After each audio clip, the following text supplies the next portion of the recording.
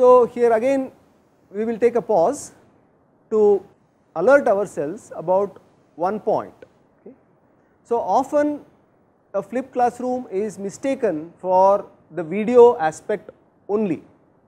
So that is why it is important for us to keep in mind that a flipped classroom is not an instructor simply creating lecture videos and making them available.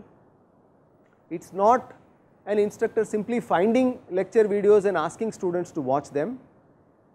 It is not a student simply watching these lecture videos or attempting to learn the subject on their own, and it is not the instructor simply giving clarifications to these videos or the content of these videos in the classroom.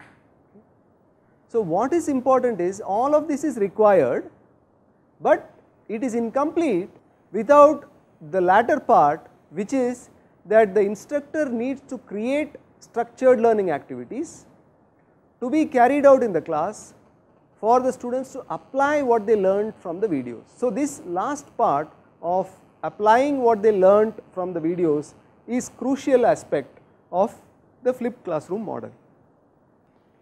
So the key elements of a flipped classroom are, there are 4 ideas here.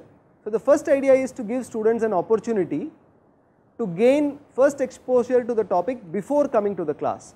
So this can be by the means of a video, or in some cases in some subjects you could simply assign reading material saying that okay, read this section from that book and before you come to the class, or read a paper. You know, if you are taking an advanced class, you could have students to read a paper before they come to the class.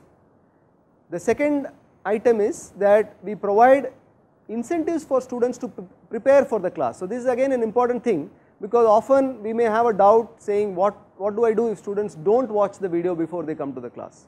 So some sort of incentive is required for students to prepare for this class. We will look at what these incentives could be in a minute. The third thing is to facilitate higher level cognitive activities in the classroom. Okay, some examples of this we saw in the previous 2 examples, like you could have a think, pair, share, you could have a debate, you could have a peer instruction. Okay, peer instruction is nothing but what we have been doing as the poll in AView. And finally, what you want is you want to provide mechanisms for students to get feedback from peers and the instructor on the work that they are doing. So this feedback goes by the term of formative assessment, where the student immediately comes to know what they are doing right, what they are not doing right, and it also helps the instructor to get a feel of how much the various groups of students are able to deal with the material in their class. Okay, so those are the key elements of a flipped classroom.